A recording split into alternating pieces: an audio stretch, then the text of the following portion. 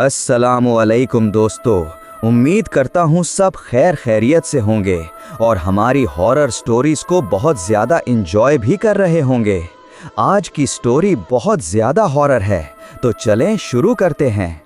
ये कहानी हमें कराची के लालू खेत सेक्टर 10 से दानियाल ने भेजी है। उनका कहना है कि एक नॉर्मल डिलीवरी शिफ्ट के बाद घर वापस जाते हुए उन्होंने कुछ ऐसा देखा जो आज तक उनकी नींद छीन लेता है। रात के 2 बजे, तंग गलियां, बंद स्ट्रीट लाइट्स और अचानक रास्ते में खराब होती बाइक। लेकिन असली खौफ तब शुरू हुआ जब एक बूढ़ी औरत ने अंधेरे से आवाज दी, आज रात कोई निकला है। और कुछ ही पल बाद एक जला हुआ चेहरा अंधेरे से उनकी तरफ बढ़ने लगा। कहते हैं उस रात अगर आयतुल कुर्सी ना होती तो शायद दानियाल आज जिंदा ना होते। लेकिन सवाल ये है, लालू खेत की उस गली में आखिर कौन भटक रहा है, एक बदरूह या किसी नेक रूह की हिफाजत? रात के 2 बज रहे थे। कराची की हवा में नमी थी और लालू खेत सेक्टर 10 की तंग गलियों में सन्नाटा पसरा हुआ था। मेरी बाइक की हेडलाइट की पीली रोशनी सामने की धूल भरी सड़क को चीर रही थी और इंजन की खगराहट उस खामोशी को तोड़ रही थी जो हर मोड़ पर और गहरी होती जा रही थी। दिन भर के ऑर्डर पहुंचाने के बाद मेरे कंधे पर लटकता डिलीवरी बैग अब खाली था, लेकिन उसकी यादें अभी भी बोझ बनी हुई थीं। पेट में भूख का एक हल्का दर्द उठ रहा था और आंखों में नींद की खुमारी थी। मैं हमेशा अपनी शिफ्ट खत्म होने के बाद इस रास्ते से बचाता था।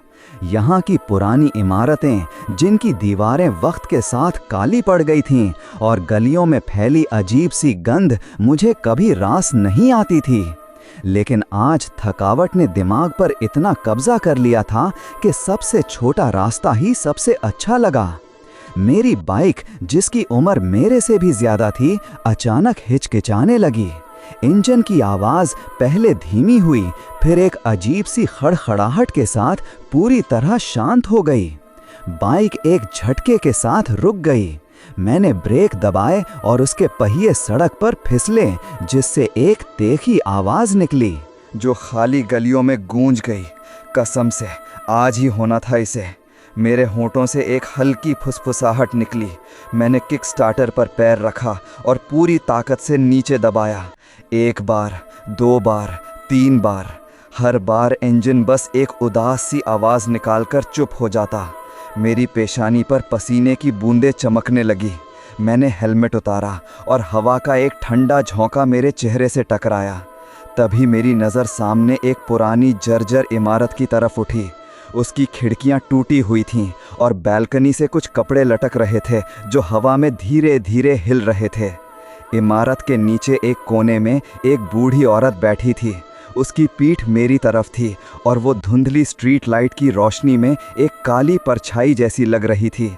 उसका सर झुका हुआ था, जैसे वो कुछ ढूंढ रही हो या किसी का इंतज़ार कर रही हो। मुझे लगा शायद वो मेरी मदद कर सकती है या कम से कम मुझे बता सकती है कि यहाँ से अगला पेट्रोल पंप कितनी दूर है। मैंने अपनी बाइक को स्टैंड पर लगाया और उसकी तरफ कदम बढ़ाए। अम्मा, मेरी आवाज़ खामोशी में थोड़ी ऊंची लग रही थी। उसने धीरे से अपना सर उठाया।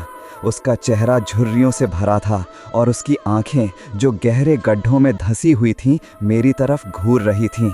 उसकी आंखों में एक अजीब सी चमक थी, जैसे वो कुछ ऐसा देख रही थी जो मैं नहीं देख पा रहा था। बेटा, इस गली से ना गुजरना। उसकी आवाज़ इतनी धीमी थी कि मुझे मुश्किल से सुनाई दी, जैसे हवा में घुल रही हो। आज रात कोई निकला है। मेरे रोंगटे खड़े हो गए। उसकी आवाज़ में एक ऐसी उदासी और चेतावनी थी जिसने मेरे दिल में डर की एक लहर पैदा कर दी। कौन निकला है अम्मा? आप क्या कह रही हैं? मैंने पूछा। मेरी आवाज़ में हिचकिचाहट साफ थी। वो धीरे से उठी। उसके सूखे होंठों पर एक अजीब सी मुस्कान तैर रही थी। उसकी चाल में एक अजीब सी बेजानी थी, जैसे वो ज़मीन से थोड़ी ऊपर तैर रही हो। यहाँ से मुड़ जा बेटा, वरना। उसकी आवाज़ हवा में घुल गई और वो मेरी तरफ एक हाथ उठाकर इशारा करने लगी। उसकी उंगलियां पतली और लंबी थीं, जैसे सूखी टहनियाँ। वरना क्या अम्मा? मैंने फिर पूछा, लेकिन इस बार मेरी आवाज़ में डर की एक साफ गूंज थी। उसने कुछ नहीं कहा, बस उसकी आंखें मेरे पीछे गली के अंधेरे सिरे की तरफ घूर रही थी। उसकी आंखों में वो चमक अब और तेज़ हो गई थी। मुझे लगा जैसे वो कुछ देख रही है, कुछ ऐसा जो मेरी पीठ के पीछे है। मैं डर के मारे पीछे मुड़ा। गली और भी सुनसान लग रही थी। एक पल के लिए मुझे लगा कि बूढ़ी औरत गायब हो गई है। मैंने फिर से अपनी बाइक की तरफ देखा और फिर उस जगह की तरफ जहां वो बैठी थी। वहां कुछ नहीं था, सिर्फ खाली जगह और हवा में एक अजीब सी ठंडक। क्या हो रहा है ये? मेरे दिमाग में एक अजीब सा डर घर कर गया। मैंने अपनी बाइक की तरफ भागा, उसको स्टार्ट करने की एक और कोशिश की। इस बार इंजन ने एक लंबी दर्दनाक आवाज़ निकाली, जैसे कोई जानवर मर रहा हो, और फिर पूरी तरह शांत हो गया। मुझे लगा कि अब पैदल ही निकलना होगा। मैंने अपनी बाइक को वहीं छोड़ने का फैसला किया और अपने बैग को कस कर पकड़ा। बूढ़ी औरत की चेतावनी मेरे दिमाग में गूंज रही थी, इस गली से न गुजरना, कोई निकला है। मैंने गली के उस सिरे की तरफ देखा जहां उसने इशारा किया था। वहां एक पुराना खंभा था जिस पर एक पीली डिम लाइट लगी हुई थी। उस लाइट के नीचे मुझे कुछ हिलता हुआ महसूस हुआ। पहले मुझे लगा कि ये सिर्फ मेरा वहम है, थकावट और डर का नतीजा। लेकिन फिर वो परछाई थोड़ी और साफ हुई। वो एक आदमी की परछाई थी। वो धीरे धीरे मेरी तरफ बढ़ रहा था। उसकी चाल में एक अजीब सी सुस्ती थी, जैसे वो हवा में तैर रहा हो। जैसे जैसे वो करीब आता गया, डिम लाइट की रोशनी में उसका चेहरा साफ होने लगा, और जो मैंने देखा उसने मेरी रूह तक को कंपा दिया। उसका चेहरा जला हुआ था पूरी तरह से। उसकी आंखें गहरे खाली गड्ढे थीं और उसकी नाक की जगह सिर्फ एक काला छेद था। उसके होंठ जलकर सिकुड़ गए थे, जिससे दांतों की एक भयानक पंक्ति दिखाई दे रही थी। उसकी चमड़ी काली और झुलसी हुई थी, जैसे किसी ने उसे आग में फेंक दिया हो। उसकी कमीज फटी हुई थी और उसके हाथ भी जले हुए थे। उनकी उंगलियां अजीब तरह से मुड़ी हुई थी। उसकी तरफ से एक अजीब सी गंध आ रही थी, जैसे जली हुई चमड़ी और मांस की। ये इतनी भयानक थी कि मेरा पेट मचलने लगा। वो बिना कोई आवाज़ किए मेरी तरफ बढ़ रहा था। उसके कदमों की कोई आवाज़ नहीं थी, सिर्फ एक खामोश डरावनी हरकत। मैंने अपने दिल की धड़कन अपने कानों में सुनी, इतनी तेज़ कि मुझे लगा वो मेरे सीने से बाहर निकल आएगी। अल्लाह! मेरे मुंह से चीख निकली। मैं पीछे हटने लगा। मेरे पैर लड़खड़ा रहे थे। मैं अपनी बाइक से दूर भागने की कोशिश कर रहा था, लेकिन मेरे पैर मिट्टी में धंसते जा रहे थे। जले हुए चेहरे वाला आदमी अब और करीब आ गया था। उसकी आंखें, या जो भी उनकी जगह थी, मुझ पर टिकी हुई थी। मुझे लगा जैसे उसकी खाली आंखें मेरे अंदर झांक रही हैं, मेरी रूह को देख रही हैं। उसने अपना एक जला हुआ हाथ मेरी तरफ उठाया। उसकी उंगलियां, जो हड्डियों के ढांचे जैसी थी, धीरे धीरे मेरी तरफ बढ़ रही थी। मुझे लगा जैसे उसकी ठंडी जली हुई उंगलियां मेरे गले को पकड़ने वाली हैं। मेरे दिमाग में बूढ़ी औरत की आवाज़ गूंजी, कोई निकला है। डर के मारे मेरी ज़बान सूख गई थी। मैं कुछ बोल नहीं पा रहा था, बस सांस लेने के लिए हाँफ रहा था। मेरे पूरे जिस्म में कंपकपी छूट रही थी।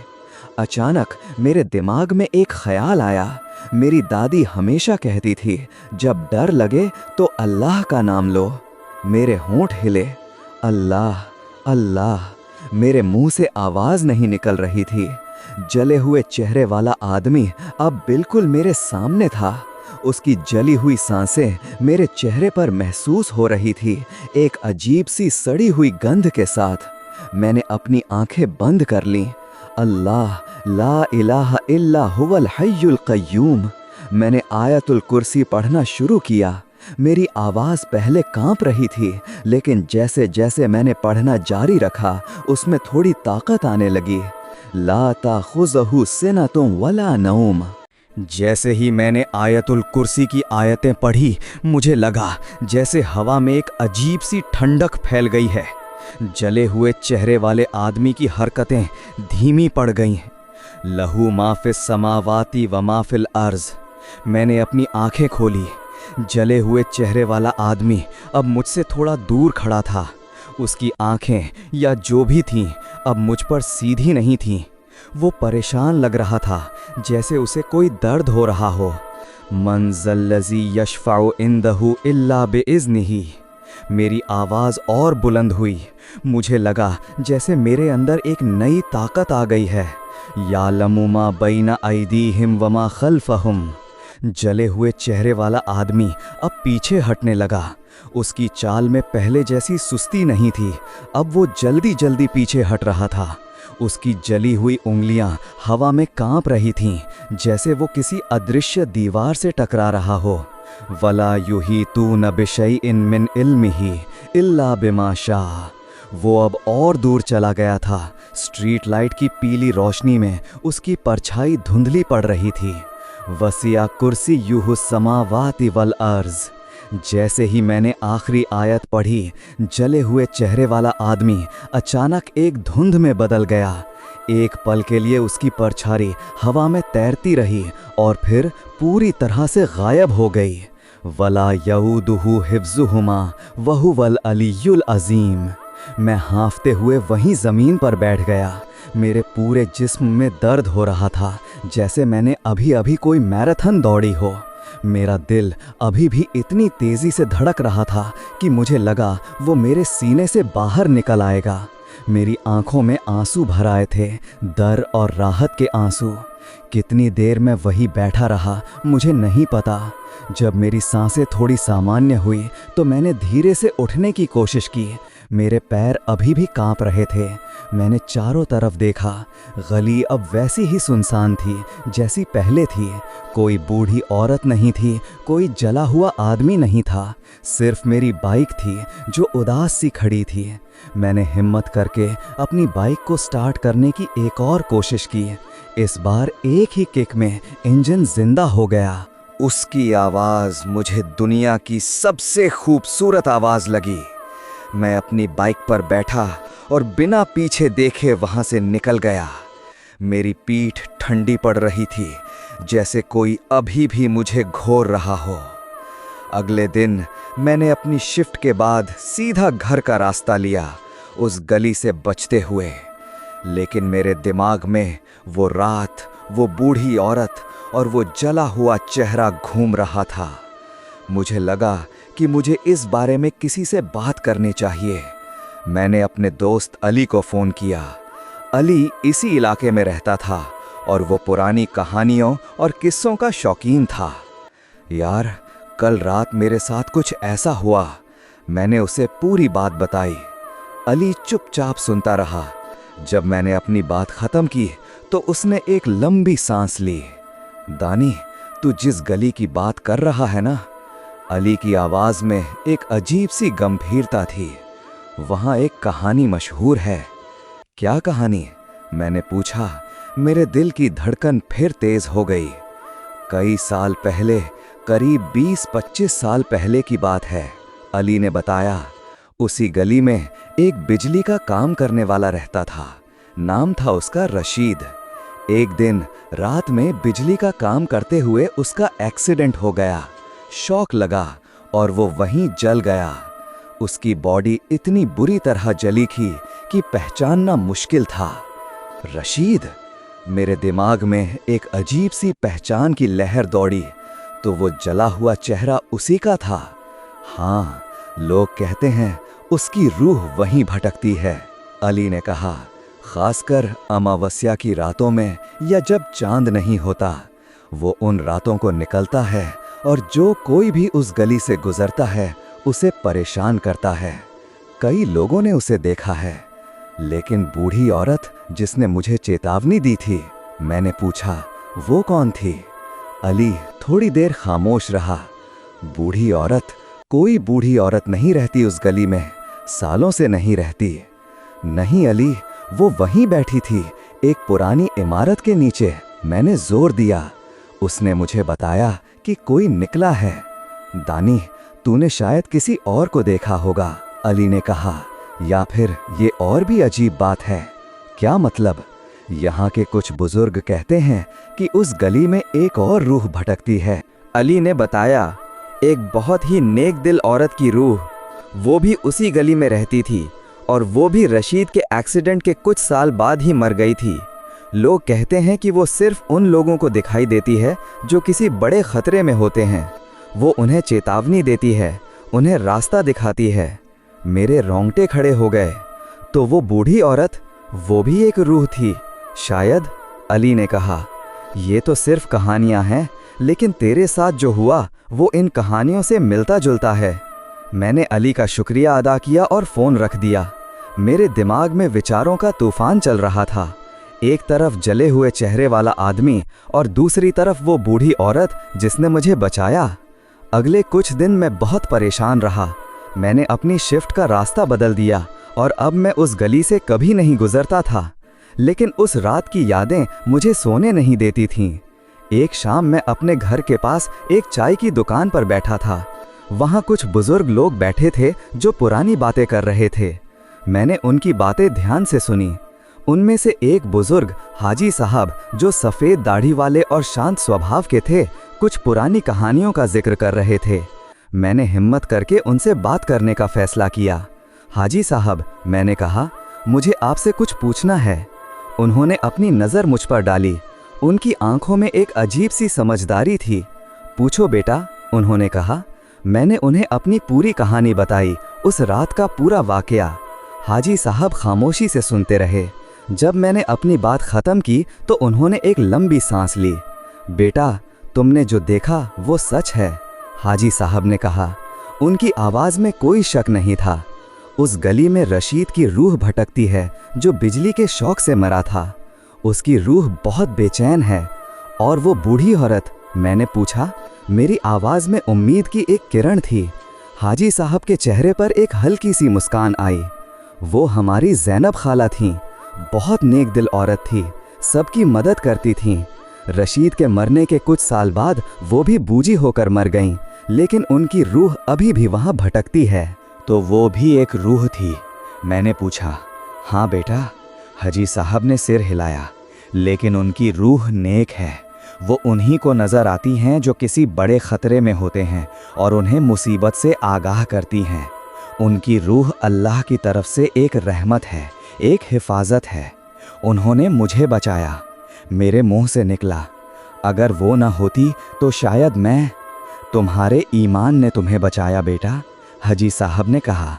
अल्लाह का नाम और आयतुल कुर्सी की ताकत से बड़ी कोई चीज़ नहीं। ज़ैनब खाला ने तुम्हें आगाह किया और तुमने अल्लाह का नाम लेकर ख़ुद को बचाया। ये इस बात का सबूत है कि अल्लाह अपने बंदों की हिफाजत करता है और नेक रूहें भी उसकी इजाज़त से मदद करती हैं। मेरे दिल को सुकून मिला। मुझे लगा जैसे मेरे कंधे से एक बहुत बड़ा बोझ उतर गया है। उस रात का डर अभी भी मेरे अंदर कहीं छुपा हुआ था, लेकिन अब उसके साथ एक नई उम्मीद और यकीन भी जुड़ गया था। लेकिन वो रूहें क्यों भटकती हैं? मैंने पूछा। कुछ रूहें बेचैन होती हैं बेटा, हाजी साहब ने समझाया। उनकी मौत अचानक हुई होती है या उनके साथ कोई ज़्यादती हुई होती है। उन्हें सुकून नहीं मिलता। और कुछ रूहें ज़ैनब खाला जैसी नेक होती हैं। वो दुनिया में भी लोगों की मदद करती थीं और मरने के बाद भी करती हैं। अल्लाह ने उन्हें ये ताकत दी है। मैं चुपचाप सुनता रहा।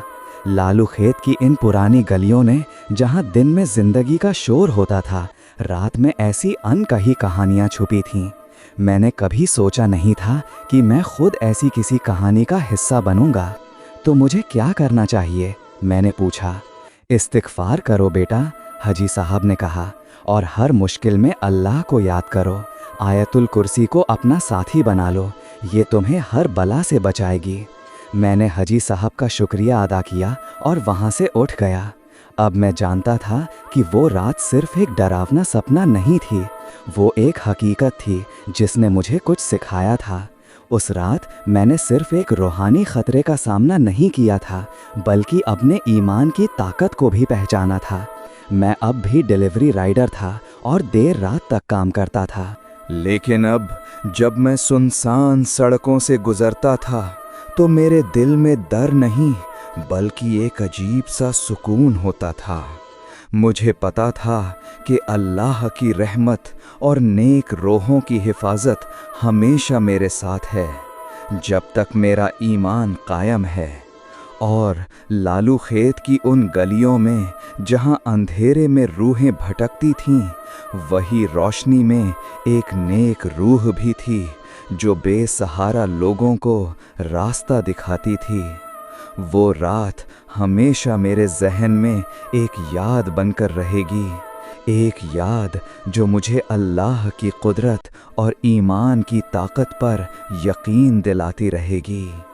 अगर आप भी रात के सुनसान रास्तों से गुजरते हैं तो याद रखें, हर अंधेरा सिर्फ खामोश नहीं होता, कभी कभी वहाँ कोई देख भी रहा होता है। अगर आपको ये सच्ची और खौफनाक कहानी पसंद आई हो तो वीडियो को लाइक करें, चैनल दिल का खौफ को सब्सक्राइब करें, अपने दोस्तों के साथ शेयर करें और कमेंट्स में ज़रूर बताएं क्या आप कभी किसी ऐसी जगह से गुज़रे हैं जहां आपको महसूस हुआ हो कि आप अकेले नहीं थे।